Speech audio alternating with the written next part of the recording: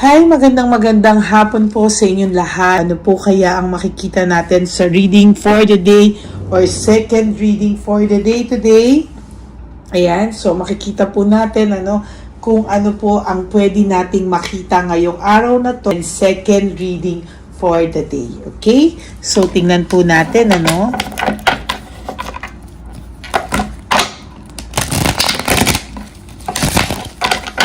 Pasensya na po kayo because wala po ako sa bahay.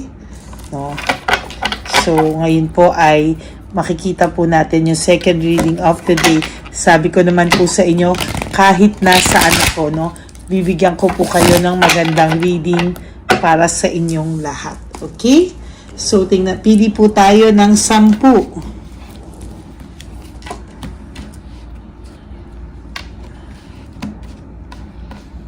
Okay, 1, 2, 3, 4, 5, 6, 7, 8, 9, and 10. Okay.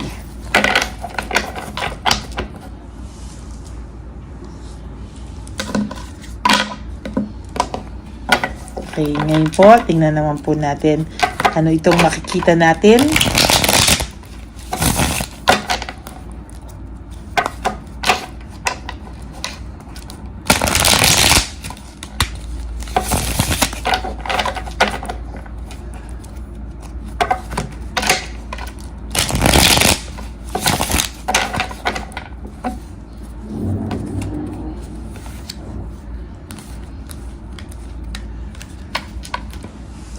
Pili po tayo ngayon ng 10. 1, 2, 3, 4, 5, 6, 7, 8, 9, and 10. Okay.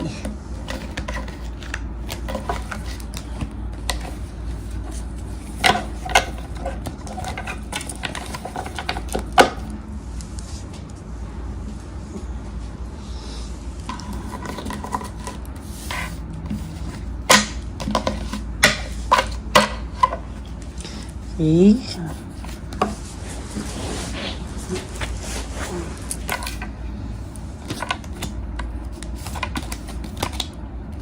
Huwag niyo po skip to para alam niyo po na kayo yung hinuhulaan ko, no?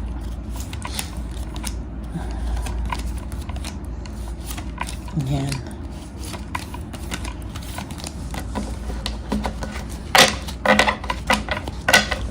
Okay.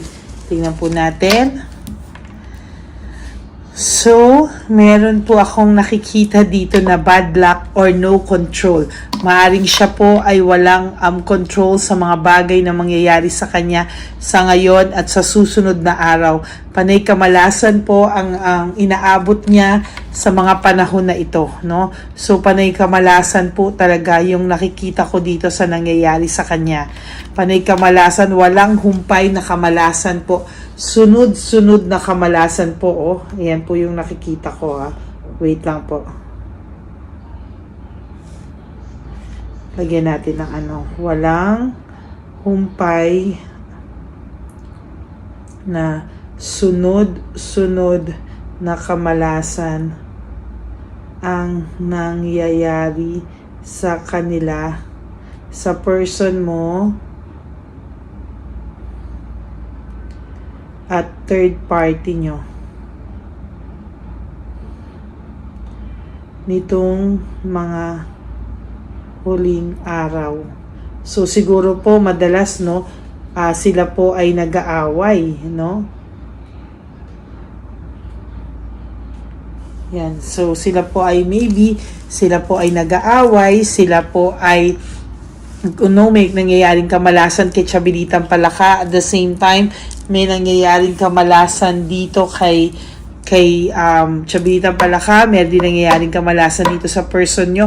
So, more or less po, ang taong ito po ay sa nakikita ko po ay talagang gulong-gulo sa mga nangyayari sa kanya. And to be honest, hindi din po siya proud kung ano po yung mga pinagdadaanan niya ngayon, and hindi din po niya gustong makita mo kung ano po yung pinagdadaanan niya sa mga oras na ito. Okay, ngayon po sa totoo lang po may katamaran po itong person nyo ngayon kumilos, no? May katamaran po siyang gumalaw, kumilos because somehow he feels so empty. May nararamdaman po siyang kakulangan sa buhay niya na sabi niya po akala niya talaga sasaya na siya, pero lalo pa pong nagkaroon ng kulang yung buhay niya. Sabi niya sana nag-isip muna siya, sana daw po ay kahit papano sana daw siya po ay pinag-isipan niya muna itong desisyon na to. Sana daw ay hindi siya naging bara-bara sa mga desisyon niya sa buhay. And to be honest with you, ngayon pa lang po niya medyo pinagsisisihan yung mga nagawa niyang kalokohan sa'yo. For some reason, naging greedy daw siya, at yung mga kalokohang nagawa niya sa iyo is because of quick decision. Parang na-enjoy niya po no yung mga patagong nagsisinungaling sa iyo, lihim sa iyo. Akala niya po nung una maglalaro lang po siya ng apoy, pero it turns out na siya po ang nalaro ng tadhana. No, siya po yung nagkaroon ng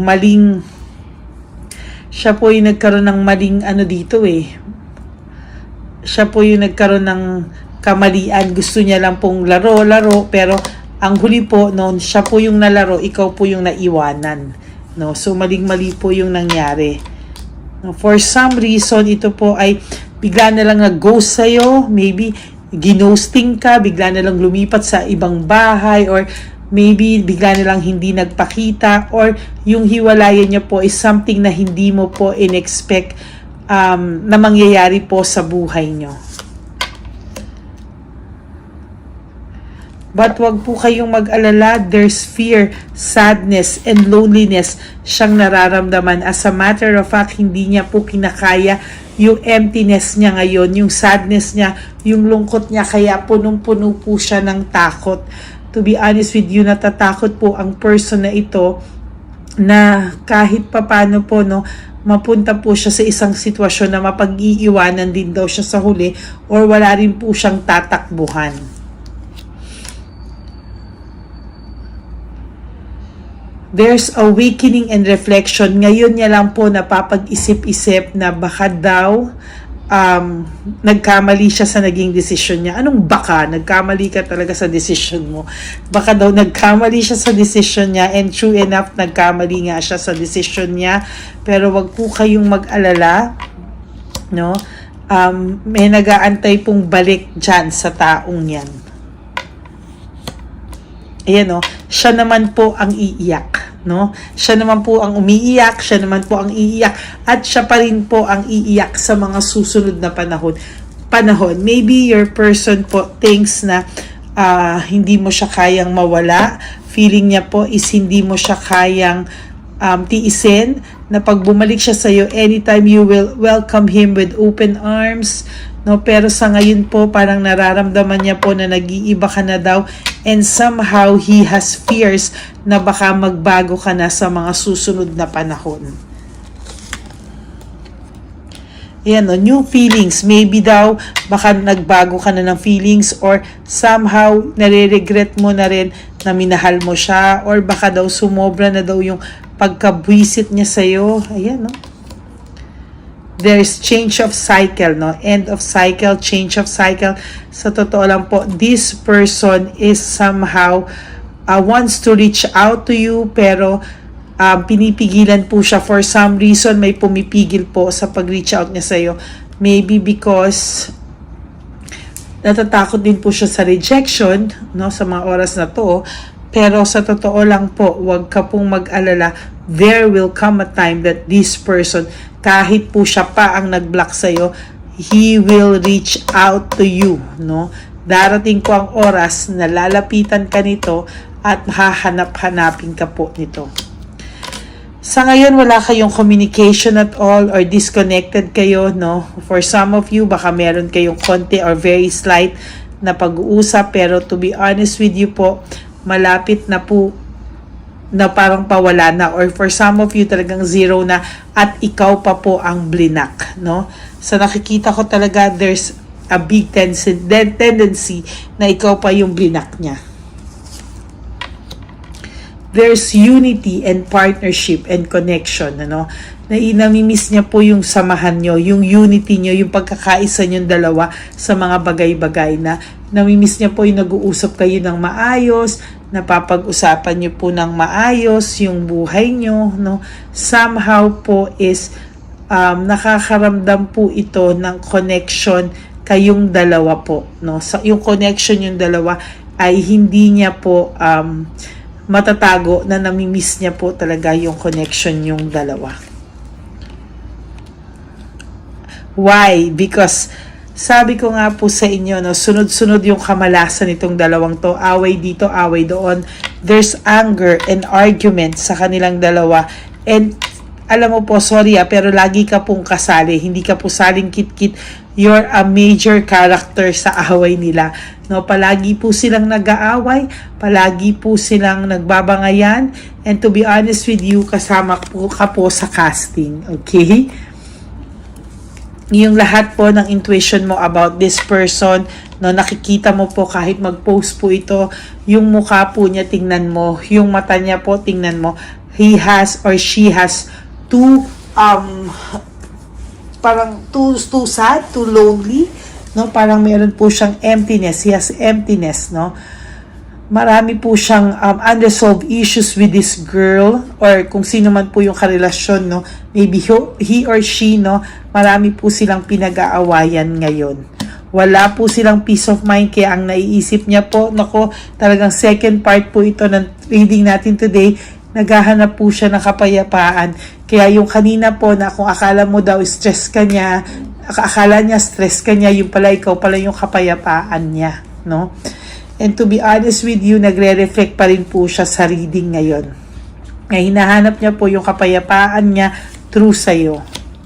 Ayan o, sinayang niya daw po kung ano yung broken family, shattered dreams. Talaga pong, ayan o, talagang pong pinanghihinayangan niya rin somehow. Kaya lang po, sobrang yabang po kasi nito, no? Parang may image po siyang, meron po siyang image na tinitingnan no? So somehow, I believe na pagsisisihan niya po ito. There's greediness, no? Sa nangyari sa inyo, may greediness po talaga akong nakikita and too much greediness po talaga. At grabe po yung nangyari sa inyong dalawa na parang ikaw pa yung nasisi just to justify everything na kalokohan niya. There's addiction, ano? The devil, no? So there's addiction, lust, materialism, yan po, playfulness, yan po yung mga nangyari sa kanya, no?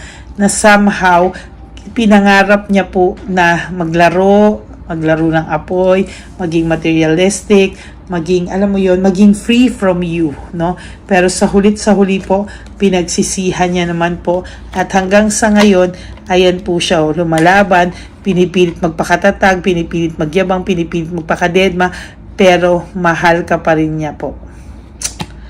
No? Dinidedma niya lang po yung pakiramdam because parang sa kanya, so be it, kung wala na, wala na. Pero hindi niya po matatanto at hindi niya po mawawaglit sa isipan, sa puso niya na naiisip ka pa po niya at nandoon ka pa rin po sa puso niya. Okay, so that's your second reading for the day. I hope na nag-resonate po sa inyo to, and if nag-resonate po sa inyo to, please give me a like and comment down below para po naman mabasa ko yung mga comments nyo, no, para po sa atin ay makita ko po sa inyo yung mga comments nyo para maliwanagan po din ako sa mga nangyayari sa inyo. Bakit ganito po yung laging lumalabas sa ating readings, no? Bakit yung mga energy nyo is parang gustong-gusto nyo ng continuity na malaman po kung ano-ano yung mga nandito. Okay? So maraming salamat po sa inyong lahat, to all my lady families. I love you all from the bottom of my heart. Sana po ay maging maganda po ang araw nyo today. I will try to have a third reading for today, but I will not promise. I will just try. Okay? Maraming pong salamat sa inyong lahat, and para po sa inyo na gusto magpa-private reading with me, you can message me at Ladyly Elena. That's LADYLY. Diyan po yung aking FB page sa dulo nitong video na to. Diyan nyo po ako makokontak, and diyan nyo lang din po ako message. So, ayan po lahat. Ano? Maraming pong salamat sa inyo. God bless you all, and sana po maging masaya kayo ngayong araw na to. If you want to give me a super thanks, I would really love that and be grateful for that po talaga. Maraming salamat po. Okay? Just po, wag po kayo malungkot. Life is too short. Don't make it shorter by stressing yourself from all the pains and heartaches na binigay po sa inyo ng kahapon. Just surrender everything to the divine universe. Just let go and let God write your love story. Good afternoon, everyone, and I will be back again for another set of reading. I love you all. God bless you. Bye!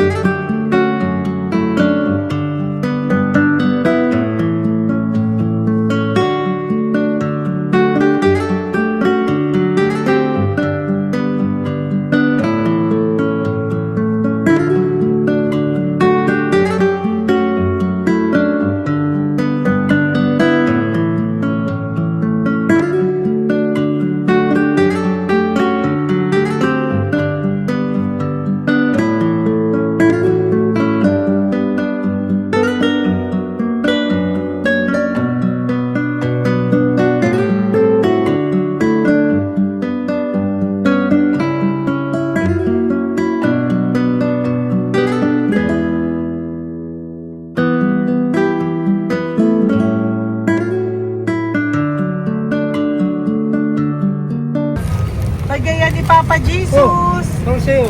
Ito pa no. Go ahead. Pera. Wala na, that's it? Ito po pera. Ito pa pera, oh.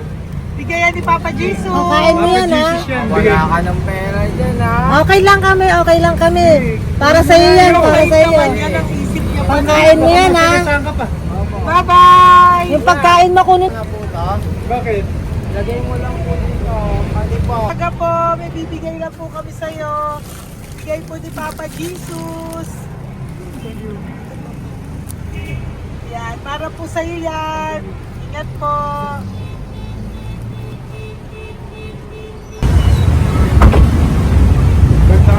Malay po. Bibigay po si Papa Jesus sa inyo. Salamat po. Ito po. Salamat po. Tigisa po kayo sa Ampaw. Thank you po. God bless po, nanay. Ingat po kayo lahat. Apo, apo, apo. Panginoon po. God bless.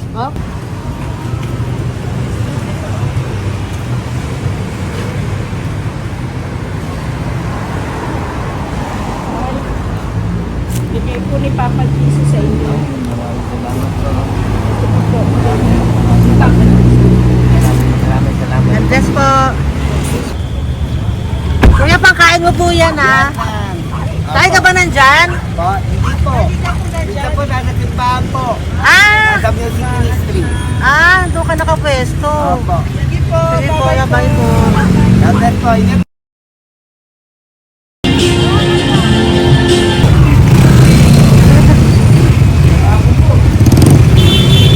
Pabigay po ni Papa Jesus. Thank you po, bye po. Meron pa.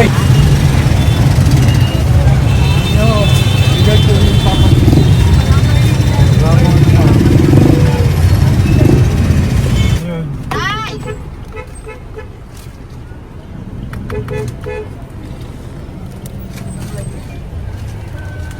Yun. Tay, para sa iyo po, bigay po ni Papa Jesus. Papa Jesus, eh. Tay, bye-bye. God bless po, God bless. Para sa iyo po, bigay po ni Papa Jesus. Ayan po, bigay po yan sa iyo ni Papa Jesus. Thank you po. Amen.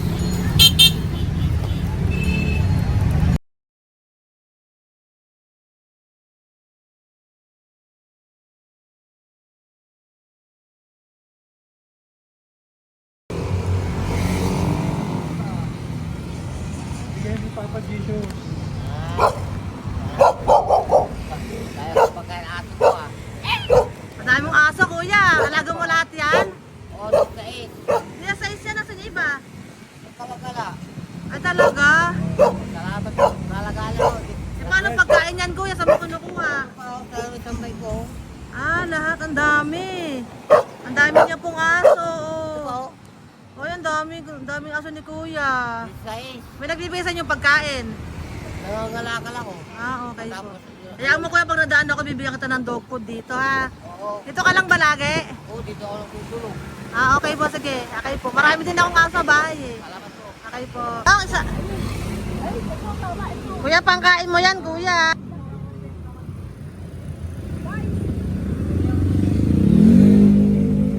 Nangangalakal ka, kuya? Sige po, thank you po. Maraming salamat, ma'am. May pagkain ka, nanay. Sa hirap ng buhay ngayon. Ba't nandito ka, nay? Tagasan ka ba? Yung arthritis ang sakit ko eh. Tagasan ka ba, nay? Sa plado eh. Sa Pladway. Oo. Okay po.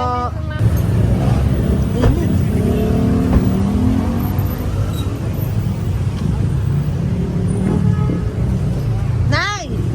Bibigay ako sa'yo. Natandaan mo na ako. Ito. Ako po. Pabigay Si po. tatay. Si tatay. Thank you, Nay. Habay po.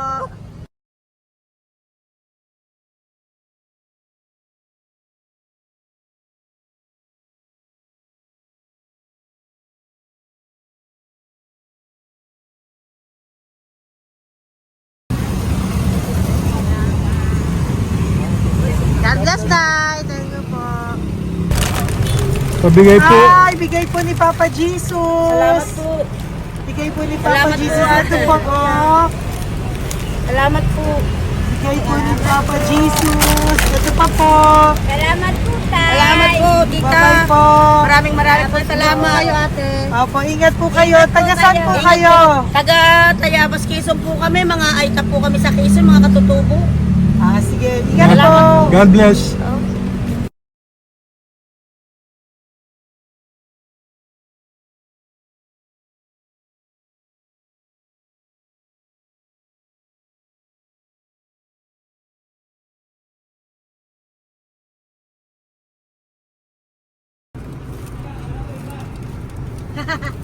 Tay! Ano yung tinatawag niya eh? Bigay po ni Papa Jesus. Thank you po.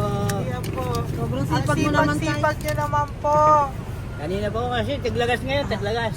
O, pang merienda niyo po yan, Sige po, ha? salamat po sa inyo. Tapos yung root bags po, Kala ko uwi niyo sino po. binubusinahan niya eh. Ah, sige Thank po, you na bye-bye po. Thank you po, salamat po, bye-bye.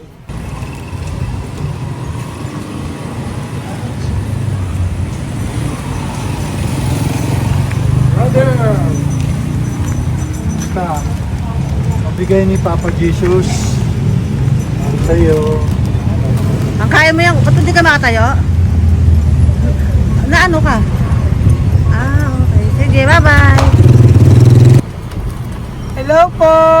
Tama. Para sa inyo po, bigay ni Papa Jesus. Thank you very much. Sige po, bye-bye po.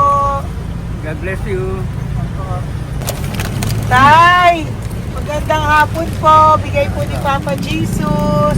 Ito pa po, Tay. Para sa inyo po. Bye-bye po.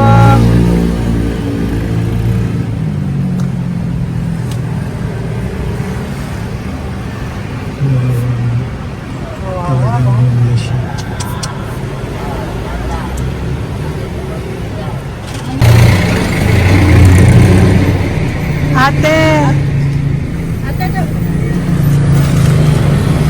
Ano lang, baka maano siya. Ito po, oh, bigay po sa'yo ni Papa Jesus. Ito pa po, oh, pera po. God bless po. Okay, taga saan ka po? Sige, ingat ka po, ah. Hello po, magandang hapon po. Ano po? Bigay po sa'yo ni Papa Jesus. Thank you, madam. Tsaka ito pa po, para po sa'yo. Salamat. Thank you po. Ingat po. Thank you, ma'am. Sige po. Salamat. Akala ko, ma'am, bibili. Ay, hindi po. Para sa'yo po yan. Bye-bye Thank you, po. ma'am.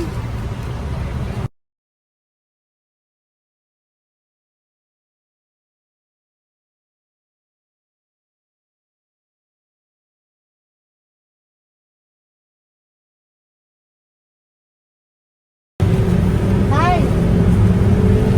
Hirap na hirap. Bibigay po ako ng buso. Hirap na hirap Dito siya. po tayo, dito sa kabila. Ano mo siya, lies pa yan. Kawawa naman. Hi, magandang araw po.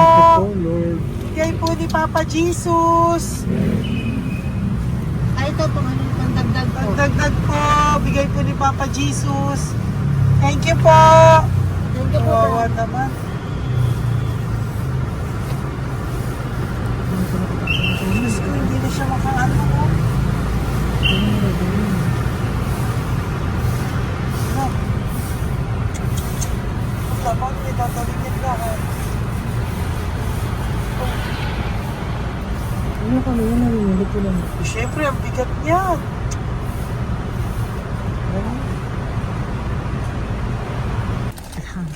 Kaya, bigay sa'yo ni Papa Jesus. Thank you po, ma'am.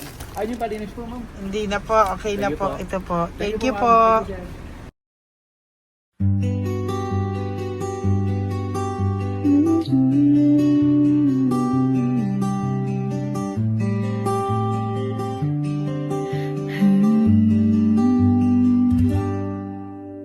Nasa panahon ako ng kalungkutan,